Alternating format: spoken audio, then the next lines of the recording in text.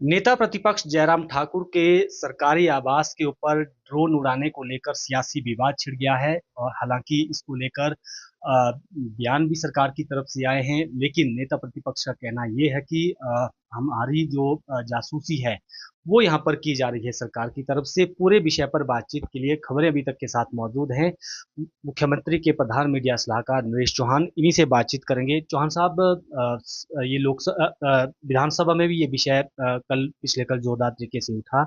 हालांकि शिमला जल प्रबंधन निगम का भी बयान इसमें आया है। ओवरऑल आपको क्या लगता है कि जो ये सियासी विवाद छिड़ा है, वास्तविकता इसके पीछे की क्या है? नहीं, ये बिल्कुल दुर्भाग्यपूर्ण है। सेशन चल रहा है, सेशन के अंदर बिज़नेस होना चाहिए, चाहे आप विपक्ष में बैठे हों, चाहे सत्ता पक्ष में। अगर सेशन हो रहा है, उसमें बड़े मुद्दे होने चाहिए, कानून बनने चाहिए, लोगों की समस्याओं पे भी चर्चा होनी चाहिए और सार्थक चर्चा होनी चाहिए, जिससे प्रदेश के लिए आगे मैप बने। और जो विपक्ष में बैठे हुए लोग हैं, वो भी अपने सुझाव दें पटल पे, उसको सरकार उस पे अमल करती है, उसको शामिल करती है। लेकिन दुर्भाग्यपूर्ण है कि मुझे समझ नहीं आया कि नेता प्रतिपक्ष जयराम ठाकुर जी ने कौन-सी बात छेड़ दी सेशन के अंदर। क्या कोई इश्यूज़ को डाइवर्ट करना चाहते थे? क्या उनकी मंशा थी कि मेरी जासूसी की जा रही है सरकार द्वारा? बिल्कुल गलत आरोप, बहुत हैरान करने वाला आरोप कि ड्रोन भेज के देख रहे हैं। ये बड़ी अजीब-सी बात है और नेचुरली वो गलत था, तो वो बाद में जब उसकी जानकारी आई है कि जल कंपनी के जो है ड्रोन है अपने सर्वे कर रहे हैं शिमला में। तो ये बड़ा दुर्भाग्यपूर्ण है कि आप इस तरह की बयानबाज़ी करके क्या कारण है कि भाजपा के अंदर कोई वर्चस्व का है? आप लीडरशिप ये दिखाना चाहते हैं कि मैं भाजपा का नेता हूँ या आप गुमराह करके मीडिया की सुर्खियाँ बटोरना चाहते हैं? जो भी इसके पीछे कारण रहा, ये दुर्भाग्यपूर्ण है। मैं अभी भी सोचता हूँ कि विपक्ष को और सत्ता पक्ष को अच्छी चर्चा सेशन के अंदर होनी चाहिए। यही प्रदेश की जनता सबसे उम्मीद करती है कि वहाँ मुद्दों पे बात होनी चाहिए। इस तरह की बातों से जिसका कोई वजूद नहीं है, गुमराह करने का काम नहीं होना चाहिए। जो ये पूरा विवाद उठा है, हालांकि इसको लेकर पहले स्पष्टीकरण समय रहते नहीं आया, इसलिए ये विवाद ज़्यादा होता गया।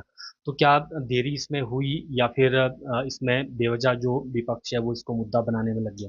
देखिए, बड़ी अजीब-सी बात है कि आपकी जासूसी भई देखिए, किस बात की जासूसी? सारी किताब ओपन है, कोई ऐसी बातें नहीं हैं। जब आप लोगों ने प्रयास किया सरकार को गिराने का, सरकार को कमज़ोर करने का, तब भी कोई ऐसे ड्रोन आपको दिखे नहीं। तो आपका जो आरोप था वो गलत साबित हुआ और वो बात क्लैरिफ़िकेशन आ गई कि वो ड्रोन किसके थे। तो मतलब बड़ा अजीब-सा लगा हमें कि क्लैरिफ़िकेशन कहाँ से आना था? बड़ी अजीब-सा प्रश्न उठ गया। किसी मेरी जासूसी कर रहे हैं ड्रोन से। तो वो जवाब फिर तब जब बात इसकी जानकारी ली गई तो वो कुछ और निकला। तो इसलिए ये गलत आरोप है, सरकार किसी की कोई जासूसी नहीं हो रही है। यहाँ सब कुछ ओपन है और ना ही कोई ऐसा प्रयास सरकार की तरफ से होगा।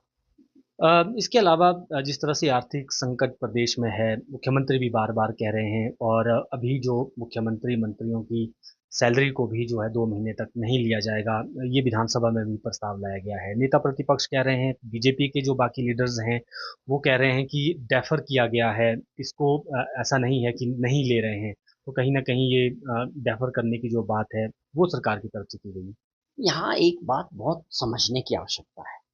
इसमें कोई सत्ता और पक्ष या विपक्ष की बात नहीं है। प्रदेश की आर्थिक स्थिति खराब है, उसको ठीक करने की आवश्यकता है, उसके लिए अच्छे फैसले लेने की ज़रूरत है। वो कार्य माननीय मुख्यमंत्री जी ने और उनकी सरकार ने शुरू किया और पहले वर्ष में 2000 करोड़ रुपए का एक्स्ट्रा रेवेन्यू जनरेट करके अच्छे फैसलों से हमारे खजाने में आया। वो उसको आगे बढ़ाना चाहते हैं। इसमें गलत क्या है?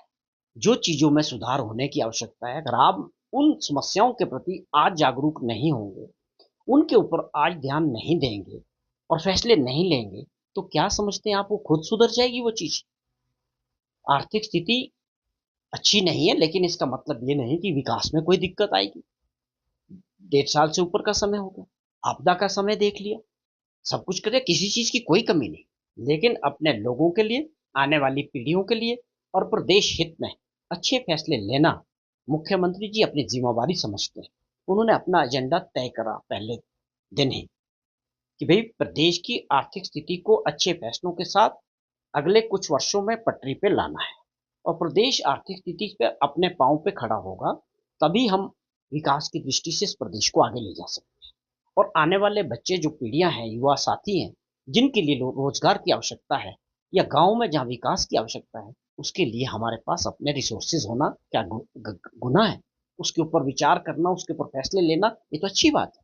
आज वो कहते हैं कि हमने ऐसे लोगों से बिजली में सब्सिडी वापस ले ली जो 5 स्टार होटल चलाते हैं, जो इनकम टैक्स पे करते हैं, लाखों रुपए इनकम टैक्स को देते हैं।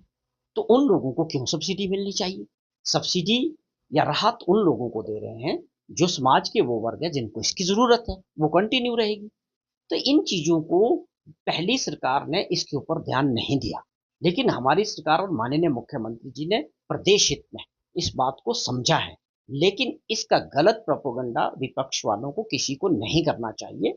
हमारे पास विकास में कोई कमी नहीं आएगी और ना ही 1.5 वर्ष में आई है। विपरीत परिस्थितियों में भी हमने लोगों के साथ खड़े रहे। आपदा के दौरान भारत सरकार से मदद ना मिलने के बाद भी लोगों को 7-7 लाख रुपए की राहत प्रदान की है और रोजगार दे रहे हैं। हमने जो कमिटमेंट किया था, 24-25 हजार नौकरियां जल्दी से बाहर निकल रही है। पिछले टाइम में जो बच्चों के रिजल्ट्स पेपर लीक की वजह से पिछली सरकार ने कुछ नहीं किया, कोई ध्यान नहीं दिया किसी तरफ। ना ही कोई ऐसे फैसले जयराम जी बता दें कि उन्होंने 5 वर्ष में प्रदेश की आर्थिक स्थिति को ठीक करने के मद्देनजर कुछ किए हो। हमारी सरकार तो कर रही है। अगर उन्होंने 2 महीने की सैलरी को डेफर किया है तो उसके पीछे एक सोच है कि लोगों को मेंटली तैयार रहना चाहिए कि हमको प्रदेश को अगर बचाना है अपनी आने वाली पीढ़ियों के लिए, ये समय की ज़रूरत है कि हम उसको अपने पाँव पे खड़ा करें अच्छे फैसलों को लेकर। उस कड़ी में बहुत सारे फैसले हुए, चाहे वो 125 यूनिट बिजली की बात करें, चाहे बिजली की जो 1 रुपए की सब्सिडी थी कमर्शियल कंज्यूमर्स में, उसको विड्रॉ करने की बात है, और भी बहुत सारे फैसले हो रहे हैं। लेकिन ये ठीक है कि परिस्थितियां तो बदली है। 75,000 करोड़ रुपए का कर्जा था, 10,000 करोड़ रुपए की सरकारी कर्मचारियों की और पेंशनर्स की देनदारियां थी, सिक्स्थ पे कमीशन की थी। वो पिछली सरकार को उतारनी चाहिए थी, उनकी जिम्मेवारी थी। लेकिन उन्होंने कुछ अच्छे फैसले नहीं किए। वो हमारी सरकार कर रही है। अब हम लोगों को भी देना है, कर्मचारियों को भी देना है, और उसका इंतजाम भी तो करना है ना। पैसा तो जब आप पैदा करेंगे तभी पैसा बांटेंगे ना। भारत सरकार ने तो बंदिशें लगा दी। हमारा जो जीएसटी से 5 साल तक मिलना तो 2022 में खत्म हो गया। वो शेयर जीएसटी का हमें मिलना बंद हो गया। जो गैप था, डेफिसिट था उसमें बजट में, गैप को जो पैसा था पिछली 22 तक, वो 10,000 करोड़ रुपया मिला। अब हमारे टाइम में 24-25 में सिर्फ 3,000 करोड़ रुपया मिलना है, वो भी नुकसान हो गया। ओपीएस लागू करने की वजह से हम पे 2-2,500 रुपये का कट लग गया।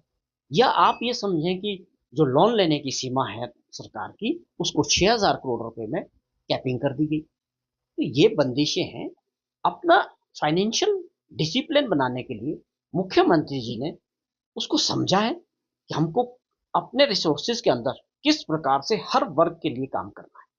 गाँव में विकास भी करना है, सड़क भी बनानी है, पानी की योजना भी पहुँचानी है, सरकारी कर्मचारियों की देनदारी भी देनी है और प्रदेश का विकास भी करना है। तो उस फाइनेंशियल मैनेजमेंट को अगर डिसिप्लिन में रह के मुख्यमंत्री जी कर रहे हैं, मुझे लगता है विपक्ष के लोगों को इसका सराहना करनी चाहिए। और इस काम में प्रदेश के सभी वर्गों की सहयोग की आवश्यकता है। अगर हम सब मिलके आज इस बात को समझें कि इसके पीछे मंशा क्या है, तो आप निश्चित तौर पे अगले 3-4 सालों में हमारा फाइनेंशियल मैनेजमेंट बहुत अच्छा हो जाएगा।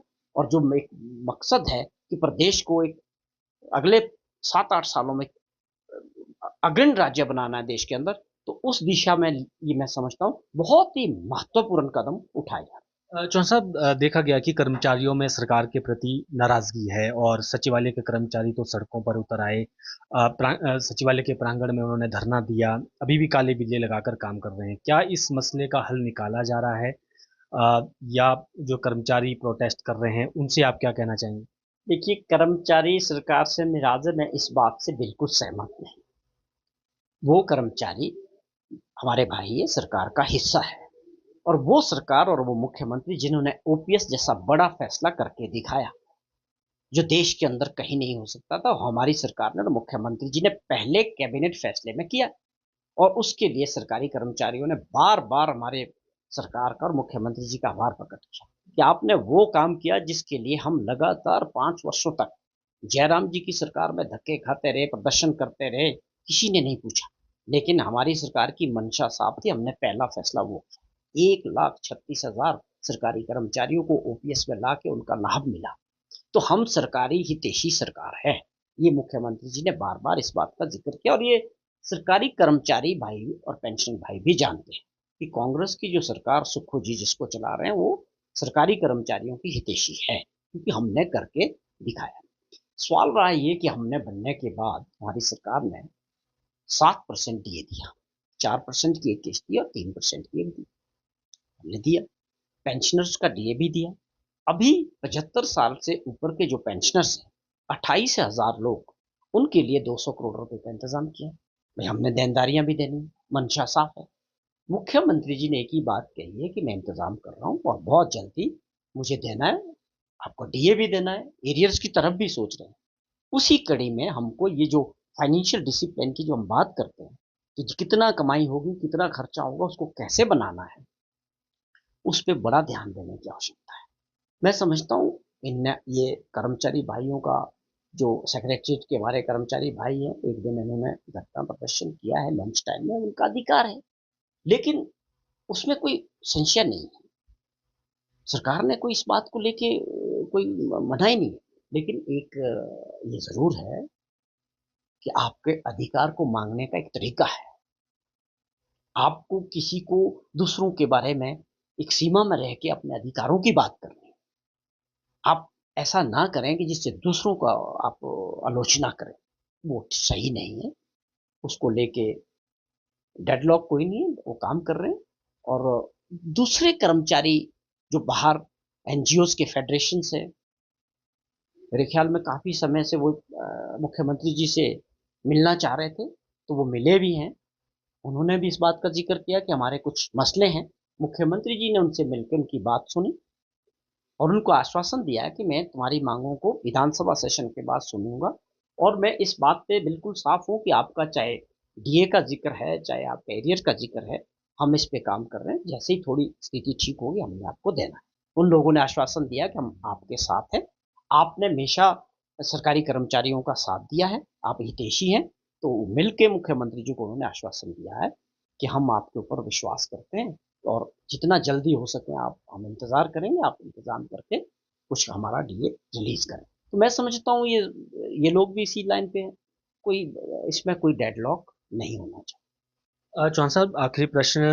मंडी की सांसद है और फिल्म अभिनेत्री भी है कंगना रनौत। उनकी फिल्म इमरजेंसी रिलीज होने वाली है।